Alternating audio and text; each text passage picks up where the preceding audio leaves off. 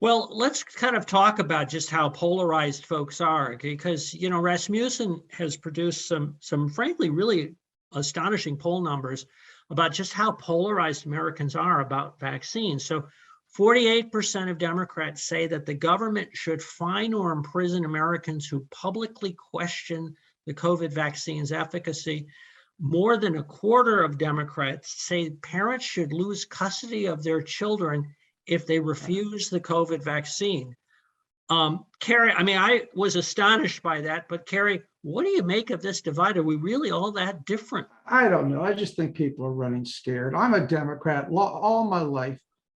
It's a responsibility. It's a pandemic.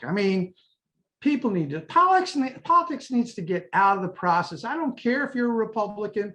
I'm not trying to take your rights away. I'm concerned for my family. I'm concerned for my neighborhood. I'm asking you, please get vaccinated, get a booster, please wear your mask, protect my grandchild. It's that simple. We don't need to have a mandate. I don't want to scare you. I don't want to force you to do anything. I'm asking you. And I think most Democrats are doing that. They want you to just do the right thing. I appreciate that, and it's interesting. So, Nicolee, when with this polling, when independents and Republicans are included in the data, the most extreme measures that some people support become less popular. So, again, this is Rasmussen. 59% of Democrats favor requiring citizens to remain confined in their home if they refuse to get a vaccine. But on the other hand, that's opposed by 61% of likely voters. So basically a reversal. And part of the reason for that is that 71% of unaffiliated voters oppose this sort of lockdown, mandatory lockdown.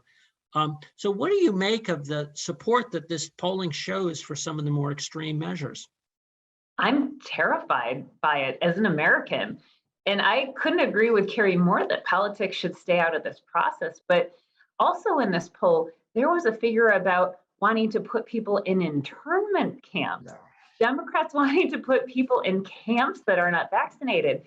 So when I look at this, I'm wondering, where has our education system failed us? That people, Democrats in particular, are not learning from the lessons of history. We have not very far back to look at the Japanese internment camps of the 20th century and World War II, to look at Jim Crow laws, which is essentially exactly what Democrats are asking for, that we segregate our society by saying, sorry, you can't come in the restaurant. Sorry, you can't even go to the back of the bus. And by the way, we want to take your children away from you and put you in an internment camp. This is just terrifying stuff. Now let's be fair in that this was a in some cases a large segment of Democrats, and in other cases it was like a quarter. So it was not representative of all Democrats. That said, it was, I think, astonishing set of numbers to see that there were even some people who thought that was an option.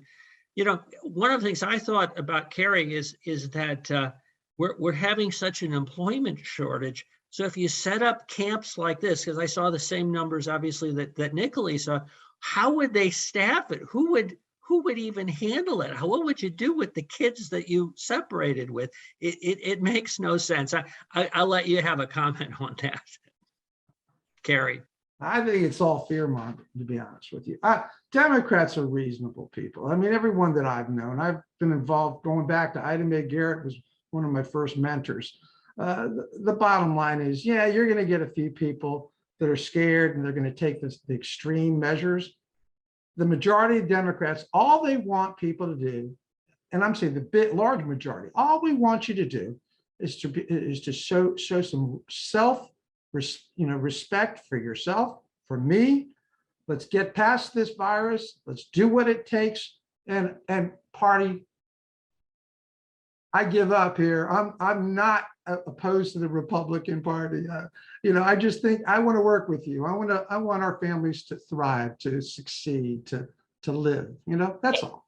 And if I may, Cary, I really appreciate that. And of course, I've got lots of friends who are Democrats who are lovely, reasonable people.